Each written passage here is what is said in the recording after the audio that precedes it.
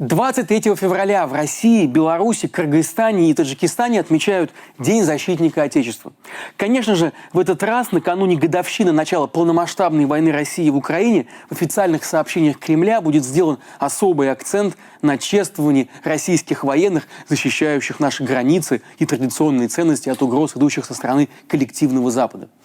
Параллельно в офисах и на предприятиях по всей стране женщины будут дарить мужчинам торты с танками и букеты из шкаликов.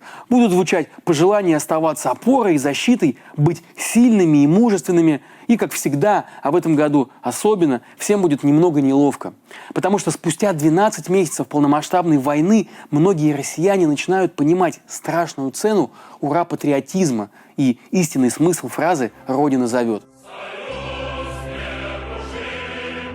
А кроме того, всем же понятно, что среднестатистический современный мужчина вообще не слишком вписывается в этот образ ратного богатыря. И воевать в Украину он тоже не особенно стремится.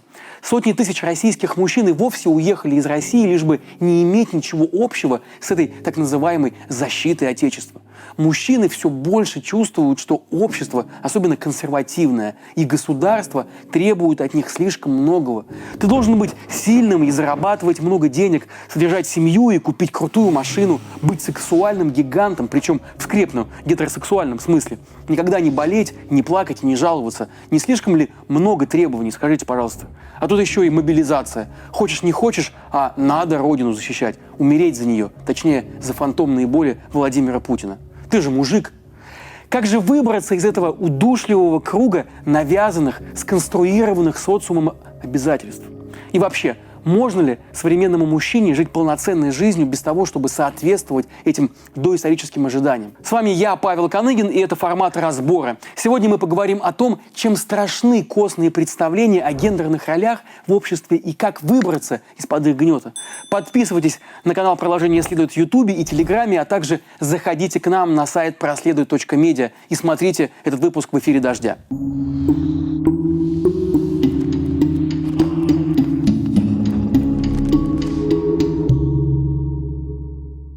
На загнивающем Западе еще в 80-е годы для того, чтобы упаковать все эти заезженные штампы про настоящих мужчин, придумали даже специальный термин – токсичная маскулинность. Причем придумали его мужчины, выступавшие за пересмотр своих обязательств перед обществом. Они заговорили о том, что требования к мужчине устарели и больше подавляют и сдерживают, чем помогают развиваться. По их мнению, современному мужчине, чтобы быть счастливым, нужно иметь возможность более открыто говорить о своих эмоциях, что мужчинам нужно не конкурировать друг с другом за место альфа-самца, а поддерживать друг друга, что закостенелые представления о мужественности разобщают поколения и не дают молодым мужчинам нормально общаться со своими отцами. Что духовный рост не менее важен, чем карьерный, что это нормально, когда парень моет дома посуду и читает детям на ночь, и что вообще токсичная маскулинность – свойство незрелых умов, не способных понять, кто они на самом деле, и потому вынужденных подстраиваться под устаревшие стандарты поведения. Что сюда можно отнести? Ну, самое очевидное – это страх перед всем условно женским и женственным. Помните, в детстве не было хуже оскорбления, чем сравнение с девочкой. «Не плачь, ты же мальчик!» Что-то как баба. Это были самые обидные слова. Мальчика с детства запугивают тем, что недостаточно мужественное поведение или немужественного цвета одежда, футболка в цветочек, например, сделает его объектом презрения и насмешек. А в российской глубинке за длинные волосы, сережку не в том ухе или просто в ухе, за необычную одежду вообще могут побить. Сюда же относится и уход за собой. Мы все помним это старое и довольно глупое «мужчина должен быть чуть симпатичнее обезьяны», а все эти средства по уходу за кожей и своим внешним видом вы оставьте женщинам. Забота о своем психическом здоровье – это тоже не для настоящего мужчины. Свои эмоции он умело скрывает, он же не тряпка. Поэтому мужчины гораздо реже посещают психологов и реже обсуждают свои переживания с друзьями. Как итог, они гораздо чаще женщин кончают жизнь самоубийством. В США, например, число суицидов среди мужчин почти вдвое выше, чем среди женщин, а в России в 6 раз выше. Вообще, ходить по врачам, когда что-то болит, это не мужское дело, так нам говорит общество. Само пройдет.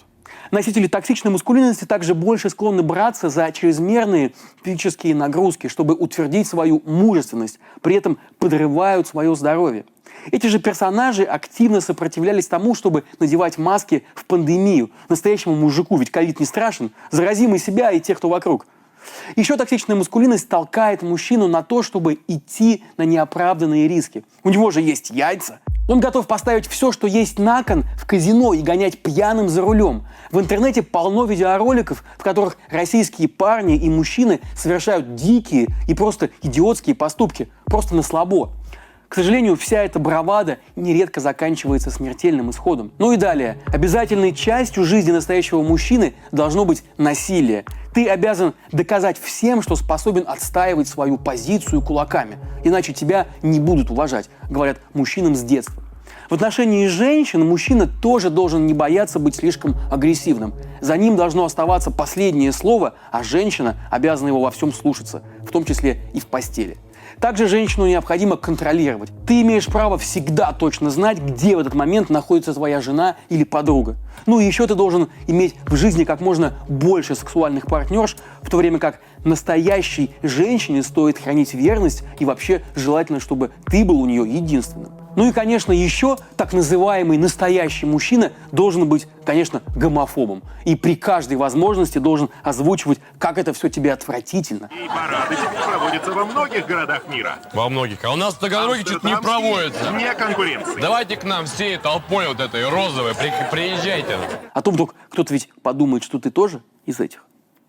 Все это уроки, которые мальчик запоминает с детства. И даже когда понимает, что не может или не хочет соответствовать этому глупому навязываемому образу, у него нет других вариантов поведения. Ему никто не показал, что все вообще может быть иначе. Поэтому мужчины и женщины на Западе и стали говорить о том, что такие вот устоявшиеся признаки настоящего мачо устарели. Хотя бы просто потому, что они вредят самому мужчине. Ну, во-первых, токсичная маскулинность в буквальном смысле загоняет мужчину в гроб. Они повально страдают от выгорания на работе и хронического стресса, много пьют и курят, до последнего избегают больниц, лезут в драки и рискуют жизнью без повода. Даже до войны с Украиной средняя продолжительность жизни российского мужчины была на 10 лет меньше, чем у женщин, и на 20 лет ниже, чем в Европе. Во-вторых, это очень и очень изматывающе стараться быть вот таким вот мачо по заказам общества. Социологи дотошно подсчитали, что под необходимые критерии в реальности подходят не более 10% мужчин. Остальные же 90% тайно страдают от негигантских размеров своей зарплаты и члена, от не самой альфа-самцовой внешности, от недостатка лидерских качеств и побед в драках, от отсутствия бешеной популярности у женщин и от возможных сексуальных неудач. К слову, причиной проблем с потенцией, как ни парадоксально, часто становится сам токсично-маскулинный образ жизни, стрессы, злоупотребление алкоголем, невнимательность к своему здоровью и внешности. Все это не способствует сексуальным подвигам и становится дополнительной причиной для стресса. Ну, такое вот противоречие токсичной маскулинности. А еще сам устаревший образ токсичного мужика, вместо того, чтобы добавлять ему уважения и привлекательности, все больше отвращает от него современных и интеллигентных людей, как мужчин, так и женщин. В итоге его общение оказывается ограничено кругом таких же, как он, горе альфа-самцов. С ними они собираются вместе, чтобы посидеть за пивом или чем покрепче, похвалиться придуманными сексуальными подвигами и обсудить, какие все эти бабы стервы. Тут характерен пример организации «Мужское государство», действовавшей до недавних пор в России. Ее идеология вертелась вокруг унижения женщин и геев и превосходства гетеросексуального мужчины. Забавно, что в итоге эти властелины мира общались только исключительно друг с другом, потому что в их мужском государстве не нашлось места кому бы то ни было еще. По вполне понятным причинам далеко не всех дам привлекает перспектива быть послушной хранительницей очага и страстной любовницей для агрессивного самца с огромным самомнением и сомнительными навыками ухода за собой. Еще одна огромная проблема, связанная с токсичной маскулинностью, это насилие, которое она пропагандирует. Причем психологи говорят, что больше всего к насилию склонны прибегать как раз не те 10% красивых и успешных альфа-самцов, а остальные, не вписавшиеся в этот образ. Чаще всего это мужчина, который подростком прошел через неприятие сверстниками и который живет с чувством, что ему не удалось оправдать ожидания его родителей, женщин и общества в смысле мужественности. Поэтому он пытается самоутвердиться с помощью насилия над другими. Один из самых трагических примеров такого поведения – это дедовщина. Десятки тысяч молодых россиян погибли в нашей армии от рук своих же сослуживцев. Это сопоставимо с потерями во время афганской и украинской войн вместе взятых.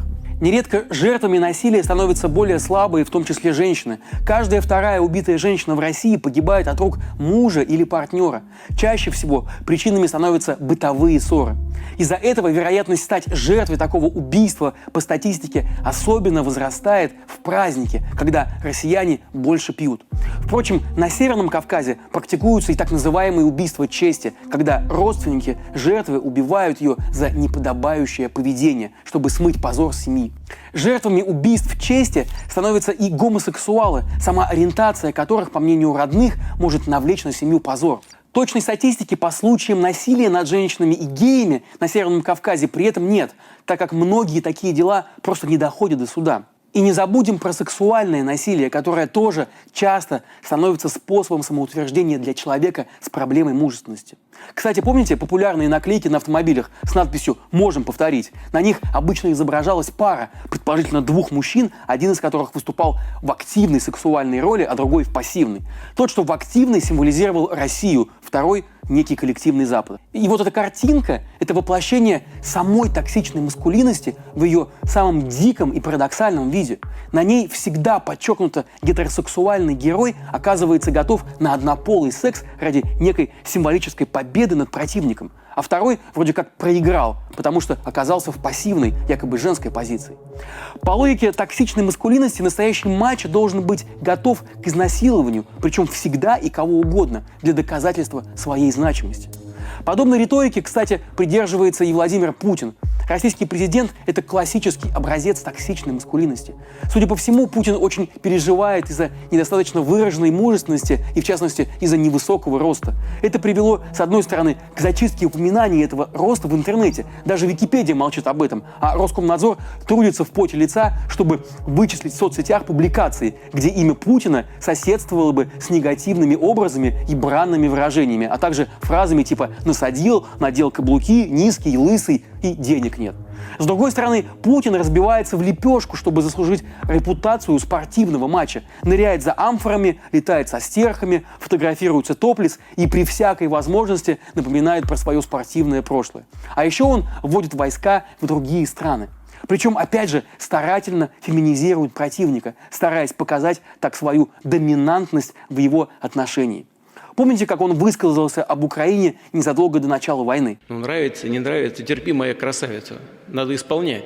Министр обороны Великобритании Бен Уоллес в ответ заявил, что у Путина синдром маленького человека, и его мачистский взгляд на мир привел к этой войне. А президент Франции Эммануэль Макрон призвал перестать смеяться над Путиным, так как уязвимое эго российского президента может толкнуть того на крайние меры. Примеров тому, как российская токсичная маскулинность силится прижать к ногтю современные нормы человеческих отношений, просто масса. Зачастую наши мачо выглядят в таких ситуациях жалкими. Вот, например, Рамзан Кадыров попробовал высмеять Илона Маска. Он стал называть миллиардера женским именем Илона и пригласил его вступить в чеченский бойцовский клуб «Ахмат», где того должны были бы превратить из нежной девушки в брутального мужчину. Но Маск, впрочем, не особо оскорбился, а даже на время переименовал свой аккаунт в Твиттере в Илону Маск. Маска не возьмешь на слабо. Он не играет в эти школьные игры, они в его мире давно вышли из моды. Но Кадыров об этом даже не знает, и в этом его проблема. Проблема с носителями токсичной маскулинности еще и в том, что они совершенно не умеют проигрывать. Поэтому Песков говорит, что война в Украине закончится только после удовлетворения всех требований России. И это вызывает отдельное беспокойство у аналитиков. На что готов ради победы человек, который не умеет проигрывать? Приведут ли комплексы одного мужчины к мировой ядерной войне? Практика показывает, что пропагандисты токсичной маскулинности часто плохо кончают. Свежий пример – это звезда кикбоксинга и тиктока Эндрю Тейт. Его видеоролики, в которых он учил жизни юное поколение, призывал не церемониться с женщинами и принуждать их к сексу, а попутно хвалился своими богатствами и спортивными автомобилями, собрали миллиарды просмотров.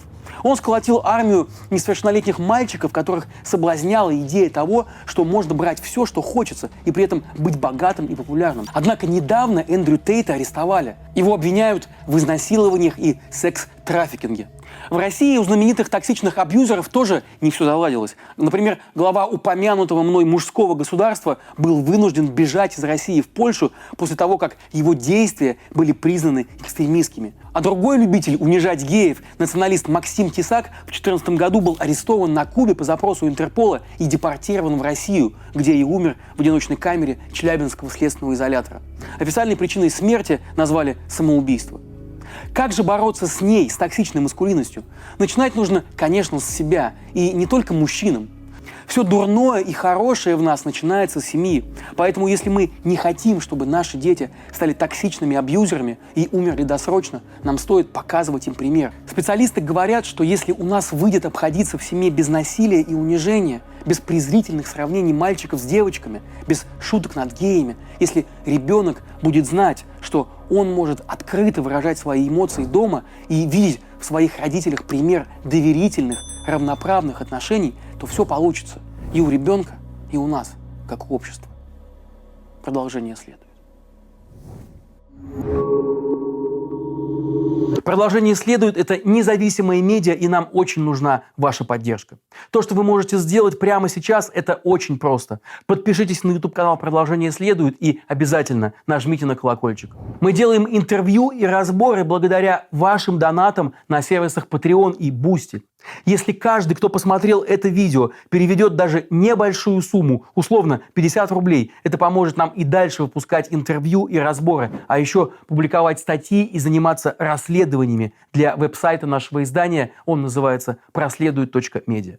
Это всего несколько минут вашего времени. Все нужные ссылки вы найдете в описании под этим видео. Жмите колокольчик и остаемся вместе.